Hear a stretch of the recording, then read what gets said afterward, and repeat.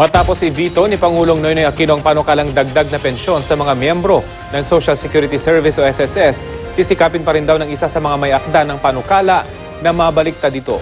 Balitang hatid ni Lia Manialac del Castillo. Vinito niya na? Hindi niya po in-approve. The nerve.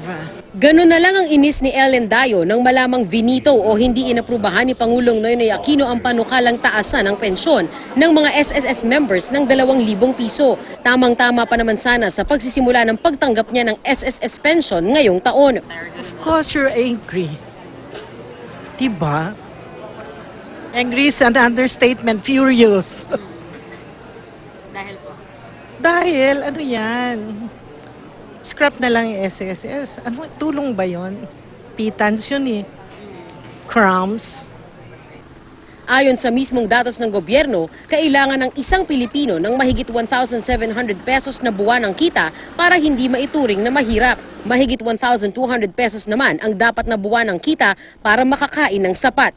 Kaya kapos ang 1,200 na pinakamababang pensyon ng SSS. Yung medications mo lang eh. Siyempre, pag 65 ka na, ang dami mo ng gamot. So, yung 1,000 is not even enough. Mamahal na medicines, kahit na generic. Mahal pa rin. The list is 2,000 a month. Para sa alta presyon mo, para sa blood sugar mo, para kung ano-ano. Paliwanag ng Pangulo sa kanyang veto letter, mahigit 50 bilyong piso raw ang kailangan ng gobyerno para dyan. Mas malaki yan sa hanggang 40 billion pesos lang na annual investment income o taunang kita ng gobyerno kapag ini-invest ang mga nakolekta nitong kontribusyon. Ito ang dahilan kung bakit mapapabilis yung pagkalugi o yung pagbawa sa buhay ng pondo kapag pinayagan ito. Kung ipipilit, mapipilitan daw ang SSS na gamitin ang Investment Reserve Fund nito at tinatayang mauubos sa 2029. Ibig sabihin, wala nang makukuha ang mga magre-retiro sa taon na yan.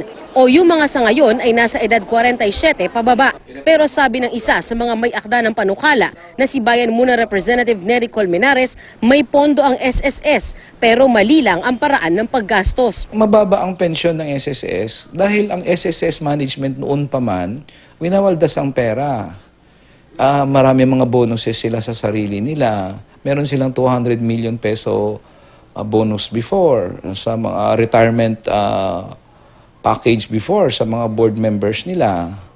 Tapos, kaya hindi nila na-work out ang pagtaas ng pensyon. Ngayon, parang burden pa ng senior citizens itong mababang pensyon. Guilty na lang sana ang pakiramdam ng SSS na Malacanang dito. Ayon sa isang 2014 COA report, umaabot sa hanggang halos 4 na milyong piso ang pinagsama-samang buwan ng sahod, allowance at mga bonus ng ilang executives ng SSS. Sinadya namin ang tanggapan ng SSS pero wala raw opisyal na pwedeng humarap at magbigay ng pahayag. Sabi rin ng iba kong nakausap na SSS member, makatutulong din kung ayusin muna ang koleksyon ng kontribusyon. Marami pa po silang dapat sisingilin. Dapat yung lahat ng kumpanya na hindi po nagbabayad doon sa mga kanilang tauhan, hindi nila hinuhulog yun, kinakaltas man po sa mga tao.